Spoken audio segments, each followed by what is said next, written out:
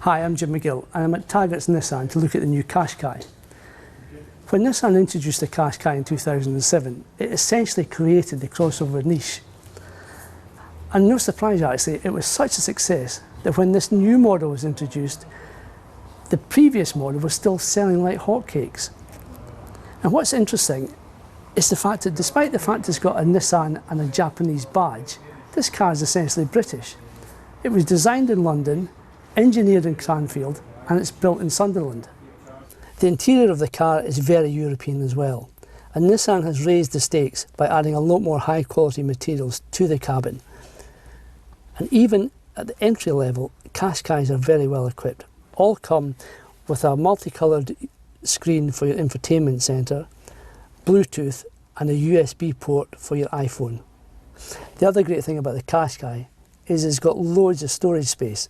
There's a big glove box, there's a tray here for coins, there are 2 bottle holders, plus there's another 2 bottle holders in the doors.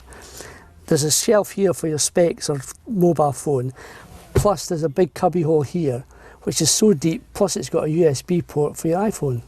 Nissan has definitely brought the Qashqai up to the modern day. All the switchgear is beautiful to touch, and with the new high driving position you get a fantastic view of the road. It's great straight ahead, but this big A-pillar is a bit intrusive, and actually it's even worse when you look over your left shoulder to look out the back. The big rear pillar is quite obstructive, in which case you definitely need the rear reversing camera. And this is how good it is.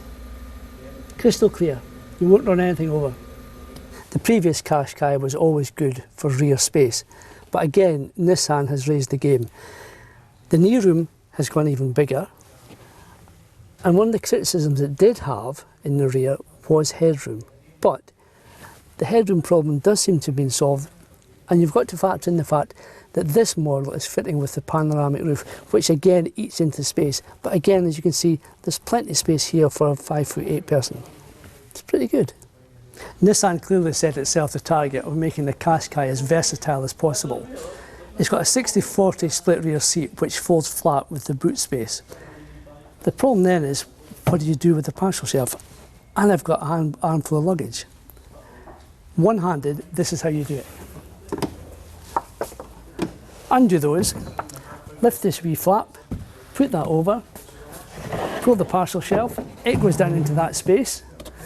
You can then use that shelf to block that, put the luggage in, make sure it's not trapped, close the door, et voila, job done.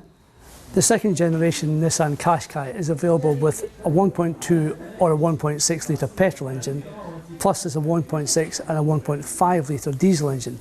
It's the 1.5 litre diesel engine which is the choice.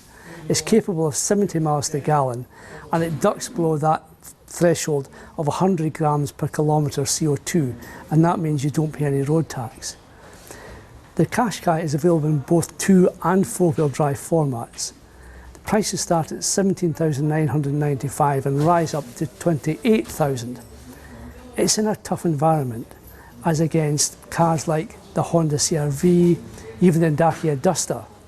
But given the fact that the first generation Qashqai sold like hotcakes, I've got no doubt that the second one will do exactly the same.